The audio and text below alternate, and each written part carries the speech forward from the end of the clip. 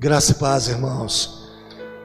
Se acomode aí de uma forma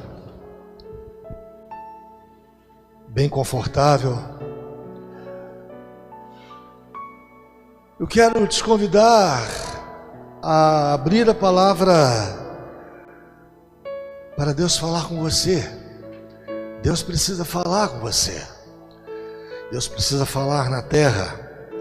Quando Deus fala na terra, a terra ganha de Deus uma intervenção capaz de mudar os fatos, mudar as circunstâncias. Então, quando eu vou lá no livro de Atos, por favor, abre aí o livro de Atos, capítulo 14. E você vai ver ali no versículo 7 a expressão que iniciaremos aqui, uma palavra de Deus para você. Atos 14, versículo 7.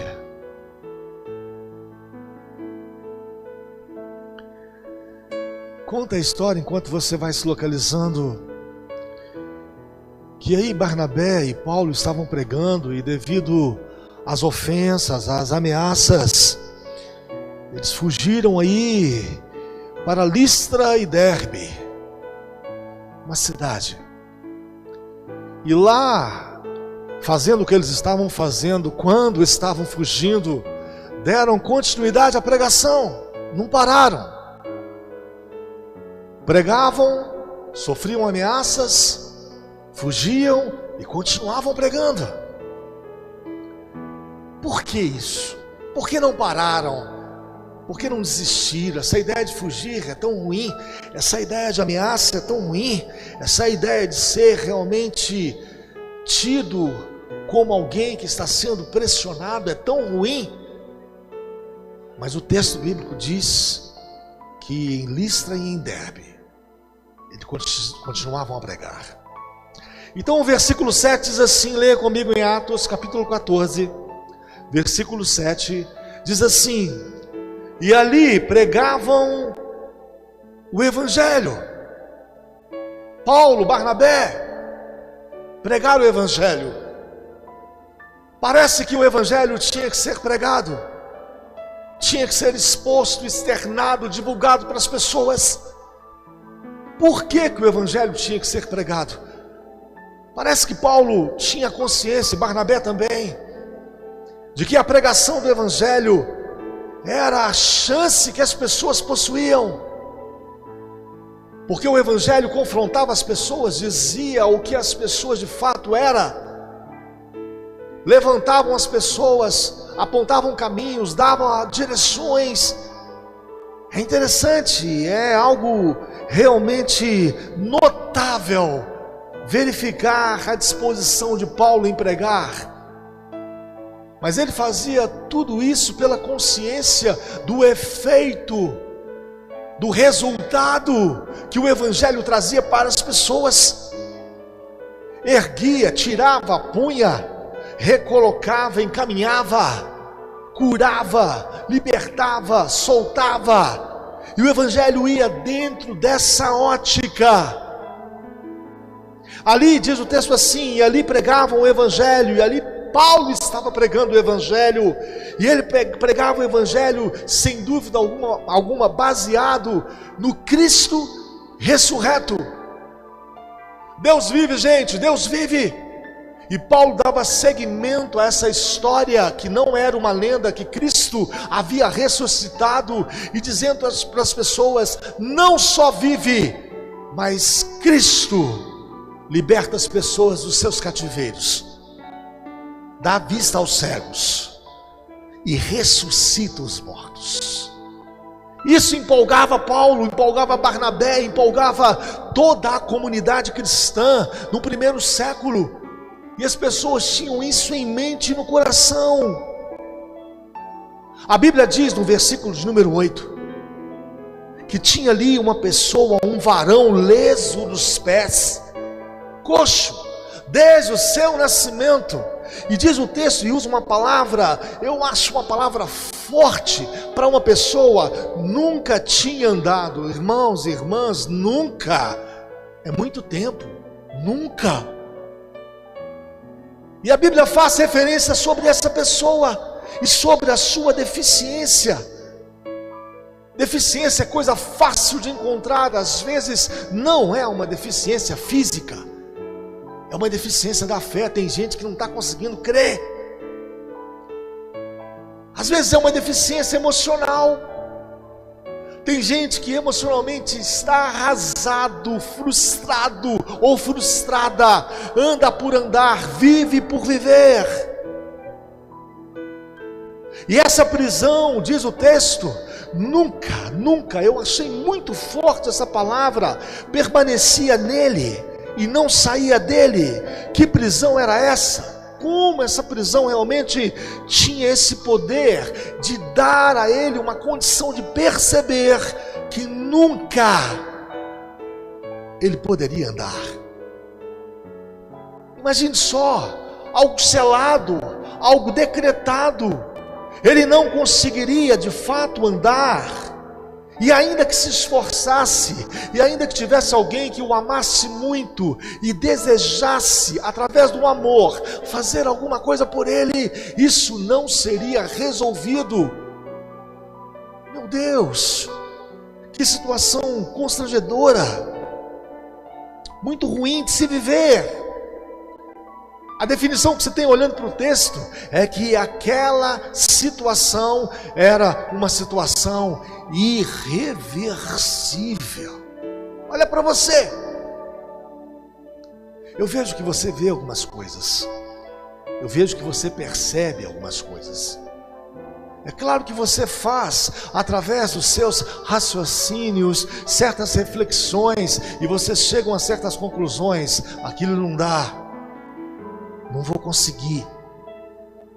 E em função disso as pessoas mudam de caminho, mudam de ótica, mudam, até o ponto de desistir. Eu fico pensando no tipo de sentimento desse varão descrito aí em Atos capítulo 14, versículo 8. Que tipo de sentimento é esse? Ele tinha que se adaptar ao sentimento de conformação, se conformar. Quantas pessoas estão fazendo isso na casa de Deus, se conformando? Não dá, então não dá, pronto, acabou. Não posso, então não posso, pronto e acabou. Conformar, se ajustar. As pessoas estão se ajustando à deficiência. Eu não consigo crer, eu não consigo ver Deus, eu não consigo buscar Deus, eu não consigo bater na porta onde Deus está, e em função disso eu me conformo. É assim mesmo, é desse jeito. Muitas pessoas estão fazendo acordo consigo mesmo dentro da igreja. Isso precisa ser revisto, o evangelho precisa ser pregado para essas pessoas dentro da igreja. E a gente começa a perceber que nunca é uma palavra muito distante, muito tempo. Nunca deixarei de ser coxo, nunca andarei de forma normal como outras pessoas, nunca poderei correr quando os meus amigos me chamarem e disserem assim: anda depressa, vem conosco, vamos andar. Nunca é muito tempo, muito. E a gente não pode aceitar o nunca, de maneira alguma. No versículo 9 aí, tem uma informação para você que vale a pena você ouvir a narrativa que eu vou dizer. Diz assim: este ouviu Paulo, que fixando nele os olhos e vendo que tinha fé para ser curado. Ponto. Esse homem, ele ouviu o evangelho. Esse homem, ele ouviu Paulo falar. Esse homem ouviu certas porções que deram a ele uma certa expectativa. Qual é a importância de uma pessoa ouvir o evangelho, Deus falar? A Bíblia diz em Romanos 10, 17, que a fé, ela vem pelo ouvir. A Bíblia aponta e diz isso: você precisa ouvir o Evangelho, você precisa ouvir o que a Bíblia tem para te dizer, você precisa ouvir Deus falar com você. E Deus é provocativo nesse aspecto. É a maneira pela qual Deus provoca as pessoas e faz as pessoas sonharem. É o Evangelho que faz as pessoas sonharem. Está preso, sonha com a libertação. Não consegue ver. O Evangelho faz a pessoa sonhar com a visão. Está morto, está acabado, está frustrado, está derrotado. O Evangelho faz a pessoa enxergar a vitória. Por isso que Paulo, aqui o texto diz, e ali pregavam o Evangelho, quer dizer, pregavam esperança, libertação, pregavam visões diferenciadas, pregavam ressurreição dentre os mortos. Imagine só, é Deus através da sua palavra que faz você sonhar. É o que Deus vai te dizer, é que vai gerar em você expectativa. E Deus, Ele é capaz de falar absurdos com você. Possivelmente uma situação que você, olhando para a sua vida, para a sua circunstância, para o seu recurso, para aquilo que está ao redor de você, você tenha dificuldade em aceitar. Possivelmente. Deus, Ele fez muita gente nas Escrituras, continua fazendo muita gente sonhar, fazer gente sonhar. Deus fez Abraão sonhar: de ti farei uma grande nação. Deus fez Moisés sonhar: te usarei para libertar Israel dos egípcios.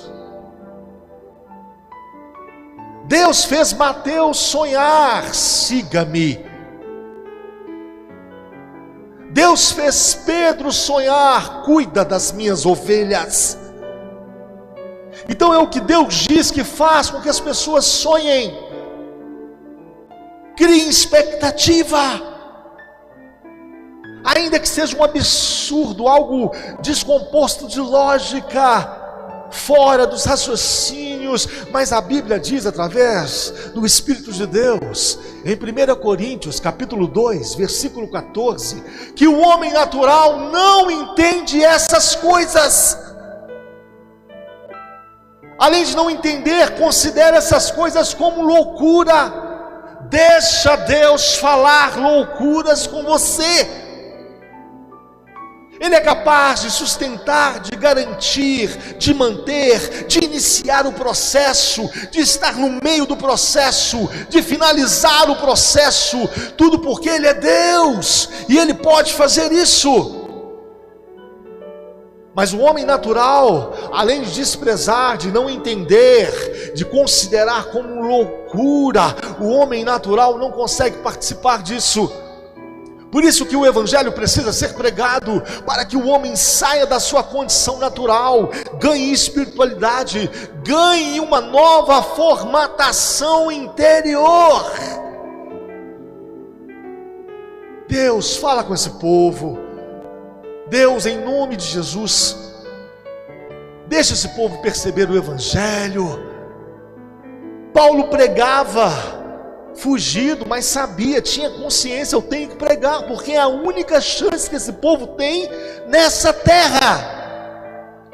Deus mudou a história de muita gente por causa da pregação do próprio Deus. Te abençoarei, serei contigo, entrarei com você nessa terra, eu vou te guardar, não faltará para você herdeiro, eu te curarei, darei aos seus inimigos um retrocesso. Deus foi falando e o povo foi vivendo histórias diferenciadas, e coincide justamente com a palavra bíblica que diz que esta é a vitória que vence o mundo, a nossa fé. Paulo pregava, e Barnabé pregava. É interessante que no versículo de número 9, Paulo fixa os seus olhos naquele homem, naquele coxo, naquele deficiente. E sabe o que Paulo percebe na sua conclusão? Esse homem deu ouvido ao Evangelho. Esse homem aceitou a loucura de Deus, porque o Evangelho é o poder de Deus, é a loucura de Deus, para salvar as pessoas. E quando Paulo visualiza aquele coxo, aquele deficiente, Paulo percebe que ele aceita a pregação do Evangelho. Quer dizer, ele aceita um Jesus vivo, ressurreto, que liberta as pessoas dos seus cativeiros, que dá visão aos cegos e que ressuscita os mortos. É como se Paulo olhasse para aquele deficiente, para aquele leso, e dissesse: vejo em você um aceitar da fé, vejo em você um aceitar da presença de Deus neste lugar. Vejo em você uma expectativa com Deus. Vejo você cheio de esperança em relação à manifestação de Deus. Paulo consegue observar tudo isso. As pessoas precisam observar isso em nós. Eu ouvi um relato interessante há pouco tempo atrás, algumas semanas. Um médico dando relato sobre o paciente. Ele está mal, ele está ruim, ele está piorando, ele vai ser assim, vai ser assado. E a esposa diz assim: Deus tem a última palavra.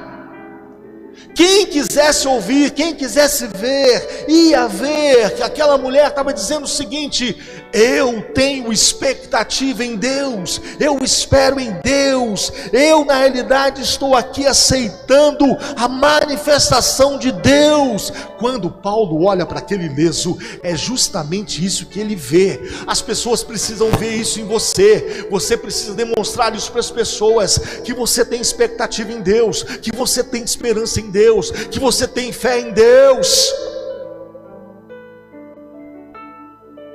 Eu estou lendo um livro, e num artigo do livro fala sobre a geração do deboche. Sabe o que é a geração do deboche? É a geração contraditória. Ela consegue sair dos púlpitos, ela consegue ficar nos quartos orando, falando com Deus e dizendo a Deus que crê. E quando ela é indagada, quando ela é perguntada no dia a dia, ela diz totalmente ao contrário. Ela não consegue afirmar o que ela afirmou na oração. Misericórdia! O que você orar é o que você tem que falar com as pessoas. Se você na sua oração falar com Deus: Deus, eu creio que o Senhor vai se manifestar, é o que você tem que falar na sua conversa cotidiana com as pessoas. Quando um irmão te perguntar: como é que você está? Eu estou crendo que Deus vai se manifestar. Não pode ser contraditório. E Paulo consegue enxergar tudo isso naquele homem. Paulo viu a fé naquele homem. Aí sabe o que Paulo faz? O que é meu? Paulo pegou uma coisa que é minha. Paulo tinha uma coisa que continua sendo minha e também é sua. Quando você vai para o versículo 10 do capítulo 14 de Atos, você vê Paulo dizendo assim: e diz em voz alta: levanta-te direito sobre teus pés. E ele saltou e andou. Paulo tinha uma autoridade. Estamos precisando de autoridade. Autoridade para mudar as circunstâncias, para mudar a história, para chamar, para distanciar, para dissipar. Autoridade para ver a situação irreversível, porque a situação desse moço aí, desse rapaz, desse senhor, a Bíblia diz aí varão, era irreversível. Paulo aceita o desafio de mudar uma situação de prisão, de cárcere irreversível, em uma situação de libertação reversível. Você vai ficar bom. Deus, Ele vai te desafiar a qualquer momento. Acredite nisso. Deus vai falar com você a qualquer momento, te desafiando. Como assim, pastor? Me desafiando, sim. Propondo você a aceitar, a mudar uma situação irreversível na sua vida. E aí, como é que você está? Tudo bem? Estou bem, Deus. Como que está essa situação sua? Deus, está difícil, irreversível. Não consigo saber o que fazer. Não tenho recurso. Filho, filha, eu quero mudar isso. Você aceita? Deus vai te desafiar nesse aspecto, com certeza. E você precisa aceitar o desafio de Deus, o convite que Deus tem para fazer para você. Vamos mudar essa situação. Mudar essa situação na sua vida, essa condição irreversível, isso que te incomoda, que te machuca, que te fere, isso que te prende, que não deixa você crescer. Vamos mudar isso. Aceite Deus te desafiando. É Ele quem vai à frente. Vá confiando nesse aspecto em Deus ou em todos. Quando eu vou para o versículo número 11, eu vejo as multidões, as pessoas que estavam ali em Licaônica, naquela cidade. Tinha uma língua licaônica também. As pessoas estavam ali, e diz o texto no versículo 11, vendo o que Paulo fizera, levantaram a voz dizendo em língua licaônica. Olha o que eles fizeram. Fizeram-se os deuses semelhantes aos homens e desceram até nós. Opa! Multidão, você errou. Multidão, a interpretação não é essa. A multidão em língua licaônica, numa língua própria deles, pensaram a sua maneira, dentro do seu jeito, dentro da sua particularidade. Eu sei que você tem uma particularidade, eu sei disso.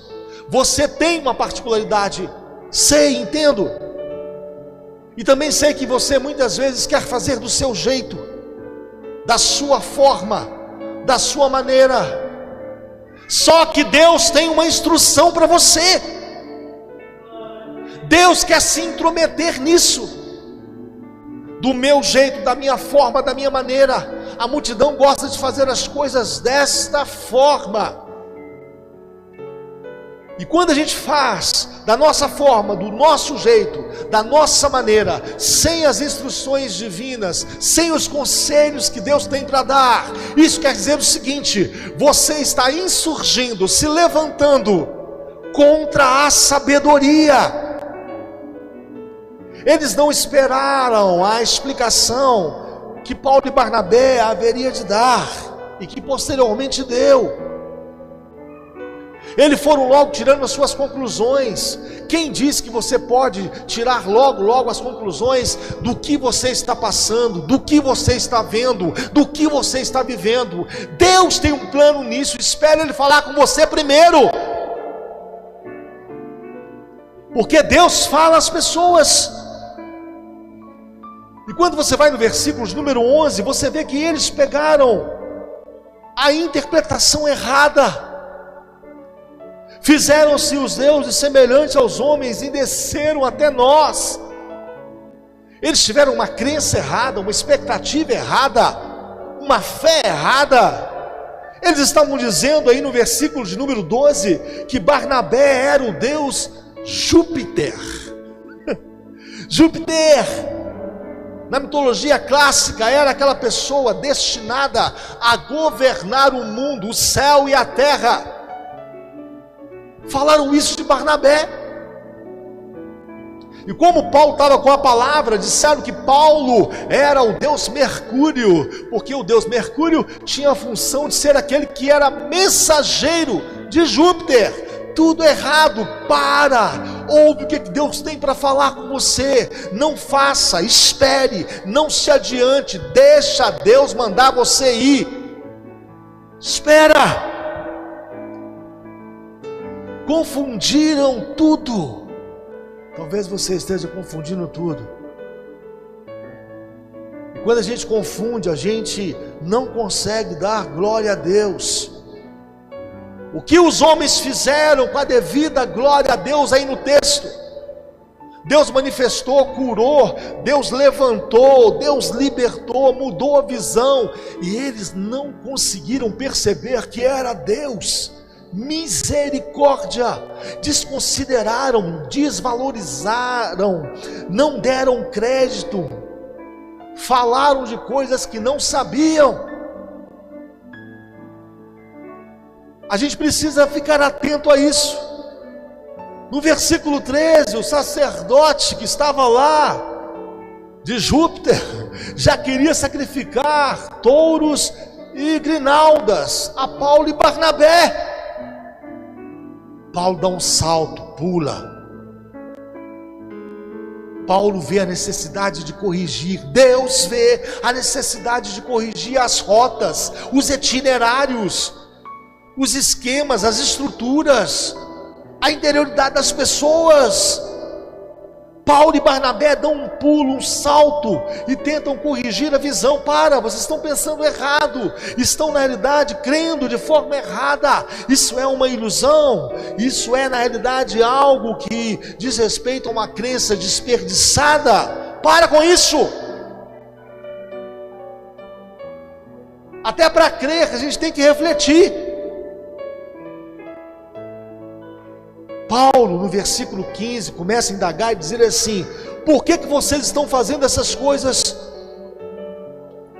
Por que vocês estão colocando a fé de vocês, a esperança de vocês em Júpiter, em Mercúrio? Em outras palavras, Paulo estava dizendo o seguinte: por que Deus está fazendo e faz coisas e vocês não conseguem perceber que é Deus?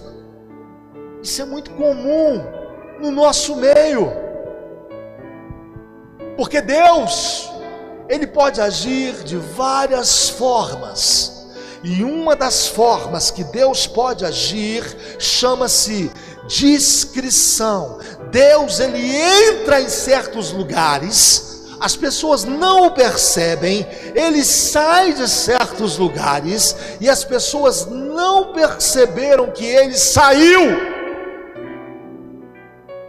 Jó diz isso: o Senhor estava na minha frente, eu não consegui te observar.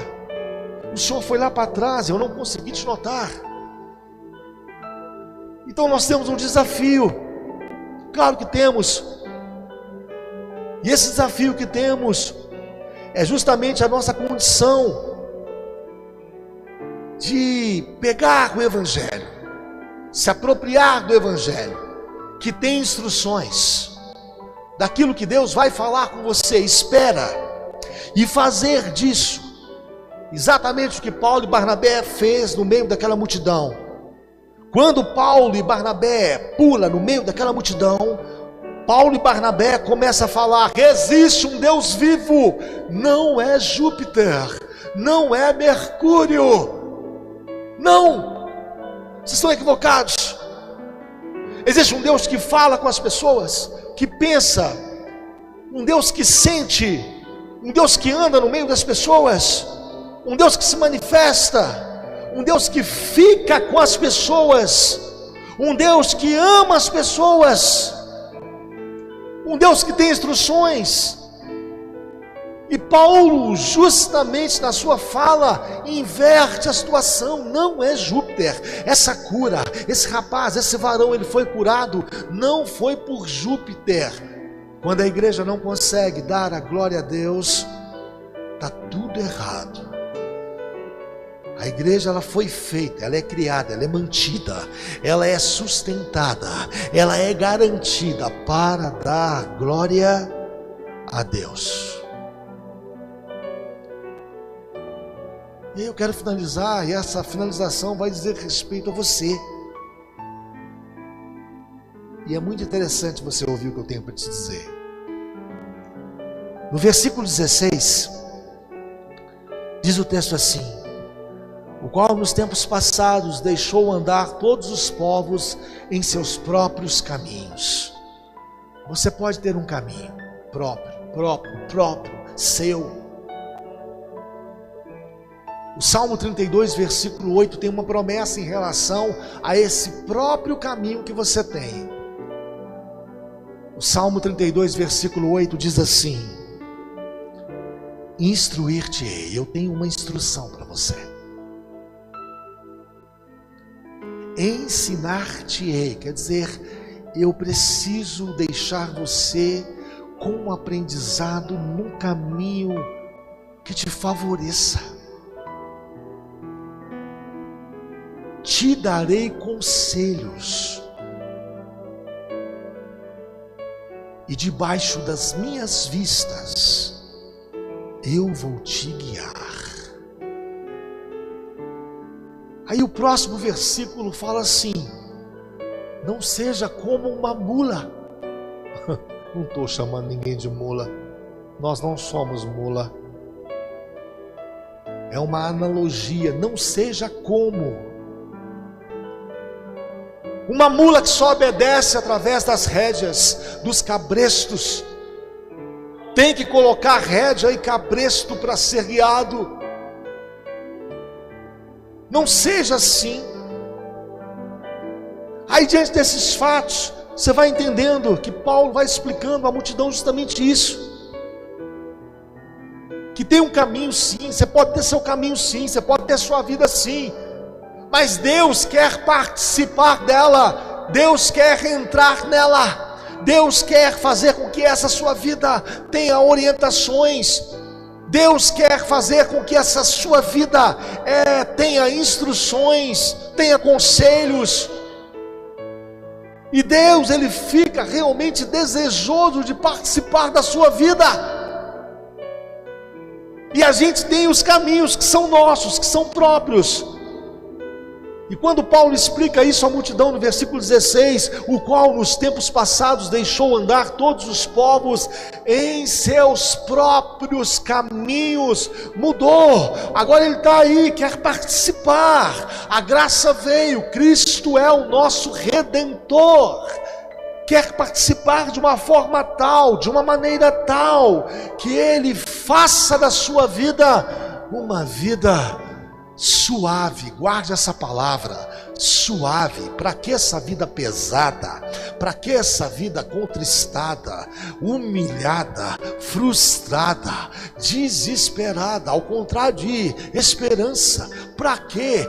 Vinde a mim todos vós que estáis cansados e sobrecarregados, e eu vos aliviarei. É a ideia de participar da sua vida, é a ideia de falar com você, de dizer não, sim, espere um pouco, não é o momento, aguarde, vai chegar o tempo. É a ideia de pegar você e trilhar com você de uma forma pedagógica, da melhor maneira de ensino possível, pegar na sua mão, andar com você, quando o lobo vier, parar na sua frente, enfrentar o lobo, e você olhar Deus enfrentando o lobo por você. Deus quer entrar na sua vida.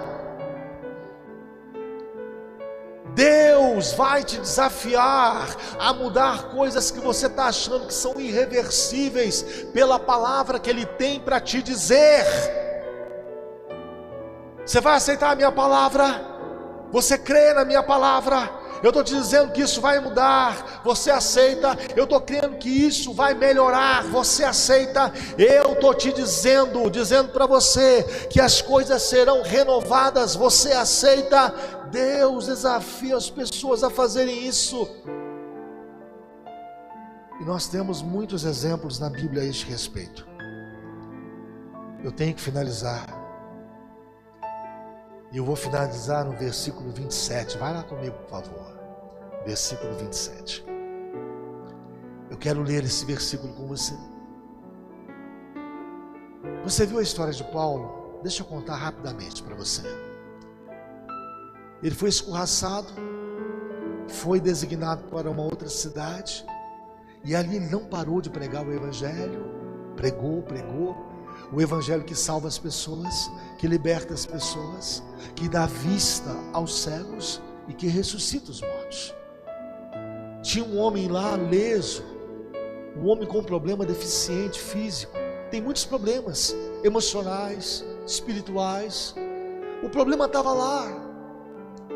Só que Paulo viu que esse homem havia aceitado o Evangelho, um Jesus que liberta, que dá vista aos cegos e que ressuscita os mortos. E Paulo, numa autoridade movida pelo Espírito Santo de Deus, manda aquele homem levantar da sua condição, e aquele homem levanta, se põe dentro de um posicionamento normal e começa a andar. As pessoas confundem tudo porque não esperam a continuação daquilo que Deus tem para dizer. Espere o que Deus tem para te dizer, aguarde, aguenta a mão, por favor.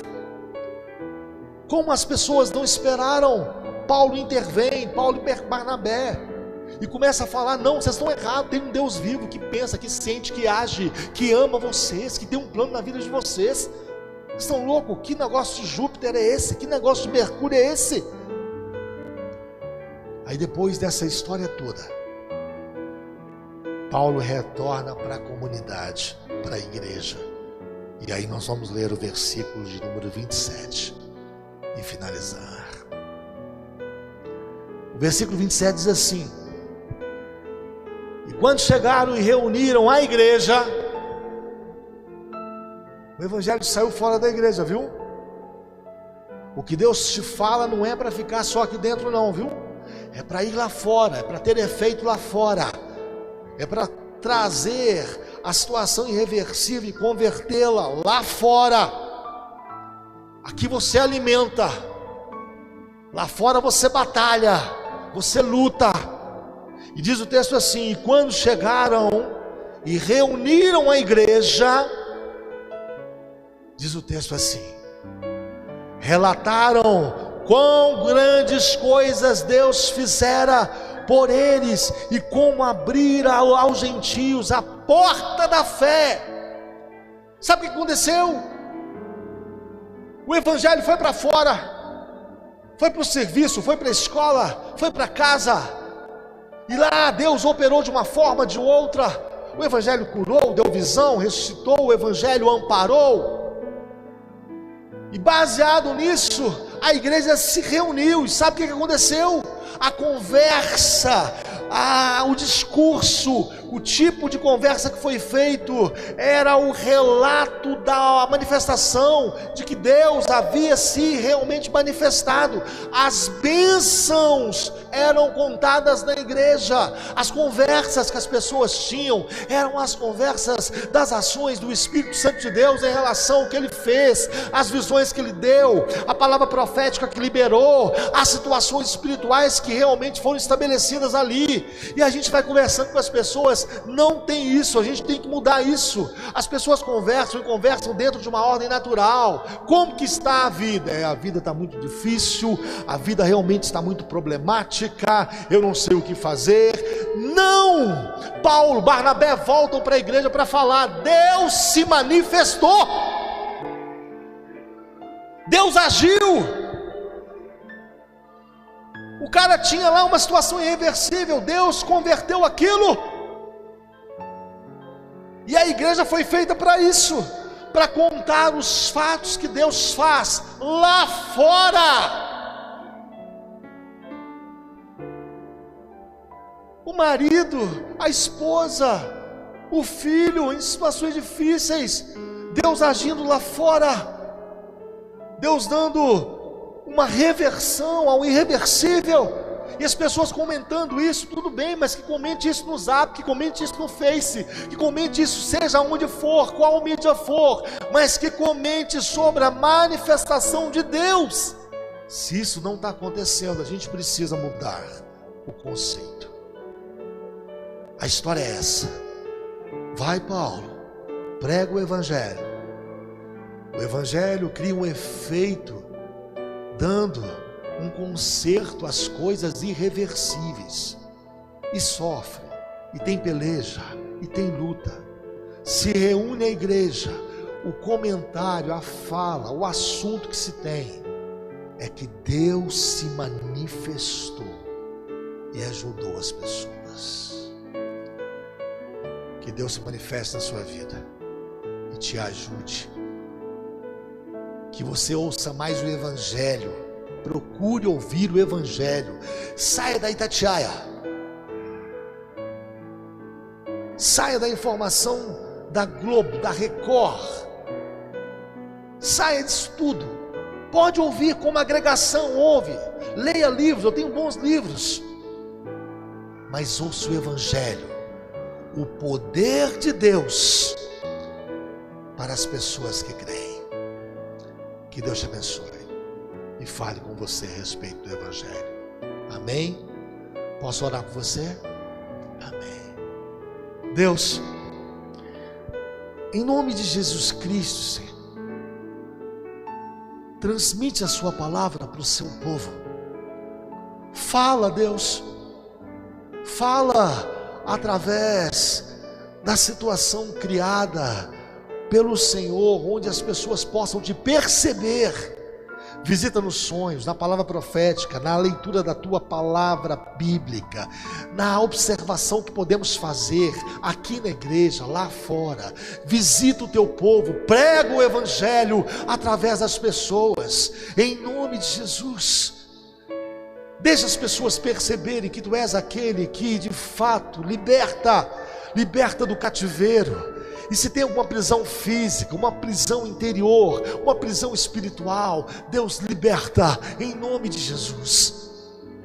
Dá visão ao Pai, visão aos cegos. A pessoa não vê saída, não sabe o que fazer, para onde ir, como resolver. O Senhor é aquele que dá visão aos cegos.